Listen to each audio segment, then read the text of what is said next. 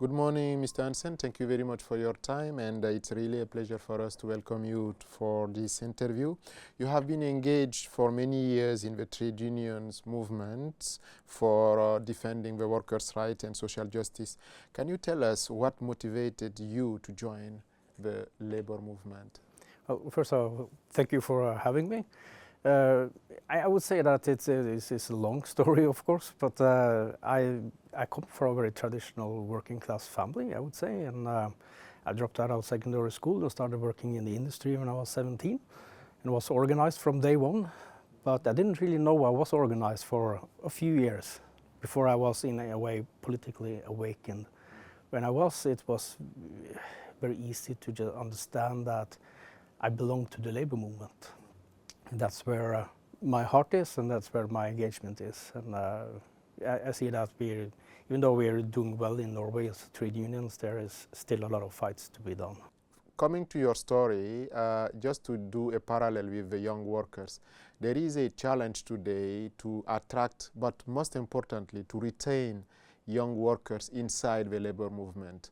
To this category of workers, what could be your message to them in order to keep them working within the labor movement? Well, as members of the trade unions, you are a part of the collective power that's balancing out the power that the employers have. The employers always have and will always have more powers than the workers. So as a young worker or old worker, it doesn't really matter what the age you are. If you're a member of the union, you are part of the collective power that makes it possible for us to have good working conditions and good wages. Coming back to your experience based on Norway, what are the most urgent priorities for a new social contract that effectively addresses the needs of workers in your country, but more globally in Europe? I think that there is a lot of good rights there already. If you look at when it comes to surveillance and privacy, there is a lot of good regulations at national level, at least in Norway, when it comes to these issues. But when you move from the physical world to the digital world, there is being created new challenges, especially when it comes to access to data, transparency, understanding when you are surveilled or not, and how that information is used. So I think that as technology is developing, we as trade unions have a job to do to make sure that the old rights also work in the new world. So you talk about the current challenges linked to digital transformation, but also the digital economy. With the rapid digital transformation and the rise of artificial intelligence, what do you see as the implication for workers in terms of rights, job security, but also the skill development? I think maybe skill development is the most important issue here, because yes, this is nothing new. The labor market has changed throughout history, so it's always changed and will always continue to change. And in that sense, we also need to look at skills as part of that change, and it has to be continuous. It is simple, but also as difficult as that, because it is a question of rights, and it's a question of how to finance it, for example, which is the basic challenge between labor and capital in this topic. My final question to you, as you know, there will be a very important rendezvous this year. It is the second World Summit for Social Development.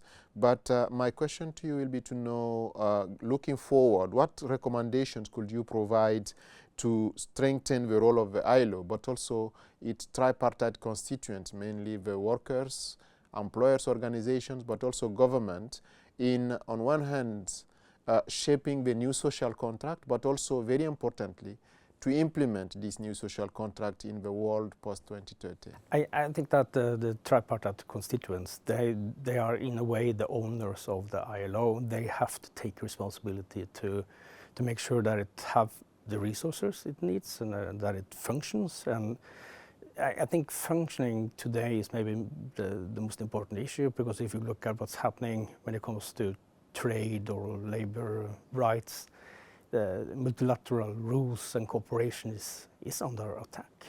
And if you remove that multilateral or global framework or those norms that they create, there is basically anarchy out there. So the ILO is playing a really important role, and we as a social partner, for example, needs to take that responsibility and make sure that the ILO can work in the future as well. When it comes to the social contract, I think that we also need to look into sectors that are really struggling with being global, such as maritime and aviation. There is still a lot to do to make sure that workers' rights can be a part of those sectors as well, much more than they are today. You mentioned a very important element about the current situation where the multilateral system is under attack.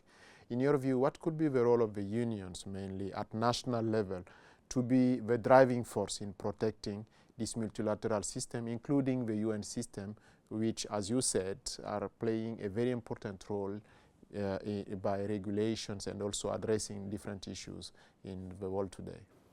Well, we have to keep continuing recruiting members, making sure that we have a voice that has a lot of people behind us, that gives us power.